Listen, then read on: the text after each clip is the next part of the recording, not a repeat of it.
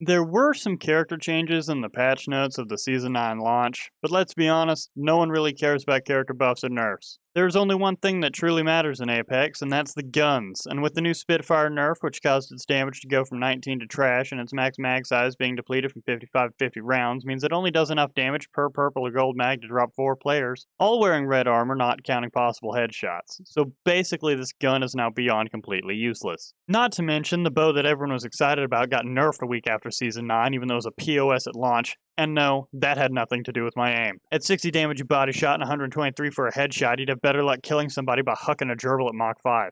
P to be damned, the Bocek bow was the biggest disappointment of the season by far, and yet both the bow and the Spitfire are still a strong part of the meta. However, that's okay, because while everyone is worried about grabbing the current meta guns, I'm going to teach you about the old reliables. The guns that don't give a fuck about the meta. Why? Because shotguns ain't for thinking, they're for shooting. I know what you're thinking. Why shotguns?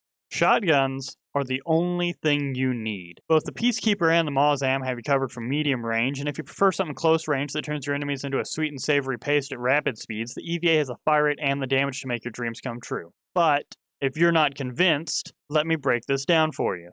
The Peacekeeper.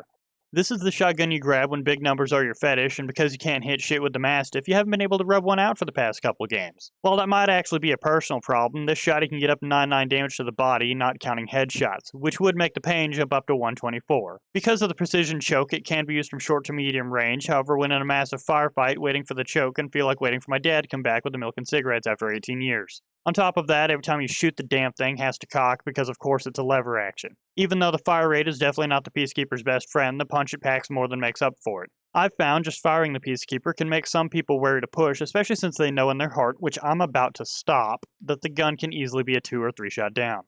The Mastiff.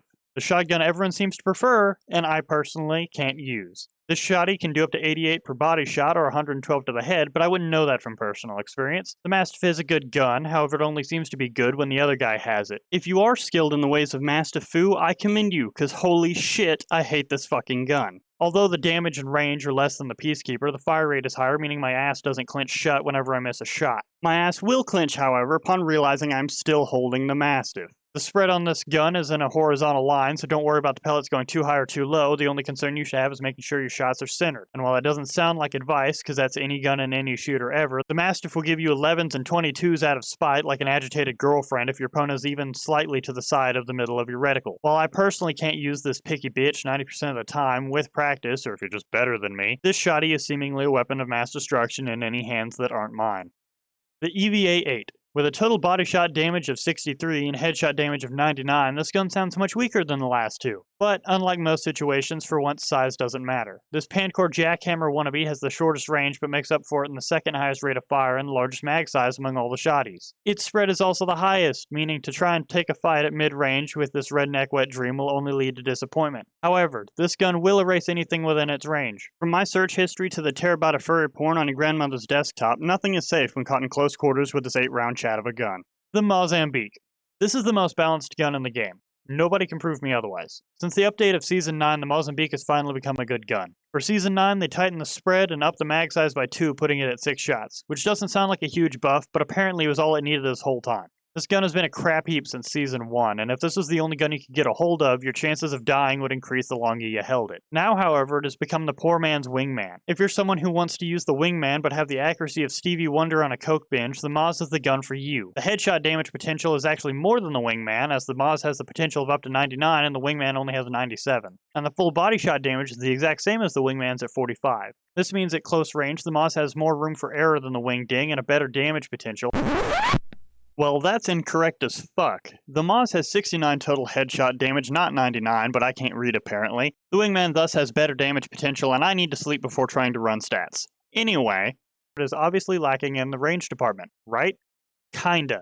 The Moz can still get around 43 damage a shot at 50 meters, which I personally count as mid-range. While maybe not the highest damage numbers in the world, it can still be enough damage to make enemies think twice about peeking or waste their healing. Either way, firing this gun at mid-range might not give you the hard-on for damage you generally seek, but it can give you the opportunity to push and get those big numbers, so that you can once again fight at full mast. Kinda like that one Oregon guy.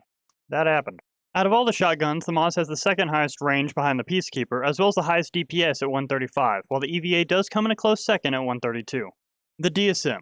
The DSM, aka the double shotgun meta, is the easiest way to win in Apex Legends, and there's no proof otherwise. Although the DSM is extremely simple, this meta only works when you're an aggressive player. So for all those defensive players who love bitch and rat tactics like that bank Squire guy that everyone's talking about and you should go sub to, kiss my bell end. Now, for this meta to work, you must either use the Peacekeeper or the Moz. These guns have the most damage when approaching mid-range, so these can be used to pick at the enemy team until you can find an opportunity to push. While you have to carry one of these two guns, you can mix and match however you want to otherwise. My personal favorite is the Peacekeeper and the EVA, because I like the existence of the other team to cease as quickly as possible. However, even going double Moz and Mingman can be viable for some reason. The only downside to the DSM is the entire map of Olympus, because there is so much open area and no fucking cover. I have had the DSM work on World's Edge and King's Canyon, but Olympus can suck my ass. Other than trying to double shotgun on Olympus, the only reason you have for losing with this meta is that the other team is aimbotting, because the DSM is absolutely perfect, and I would never lead you astray.